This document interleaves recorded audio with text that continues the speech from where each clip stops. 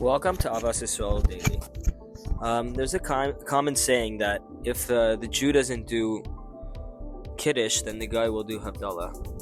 I think, it's important to realize that the more we try to be like the Goyim and the more we try to be part of their group and try to impress them, the more that the Hashem puts in their head to try to distance themselves from us.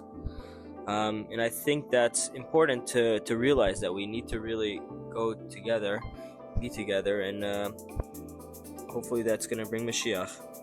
All right, we're continuing. Similarly, when Moshe was commanded to return to Mitzrayim and redeem the Jewish people, he was concerned that Aaron would feel bad because he wasn't chosen.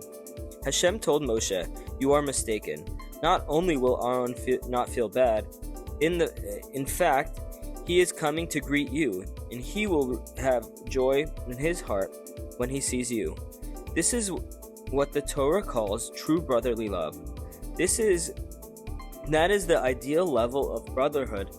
That is what we should strive to attain. Anything less than such brotherhood, says the Or HaChaim, is already considered a degree of hatred. When we consider the level of brotherhood that the Torah requires of us, we see why it is such hard work to attain it. Interestingly, Rabbeinu Bachya writes that there are actually two types of love: brotherly love and friendly love. Brotherly love is natural, while friendly love is caused by unity and togetherness that friends share. He writes that a Jew should strive to have both these types of love. He should naturally love his fellow Jew like a brother, and he should also be united with his friend, causing a loving friendship. Thank you.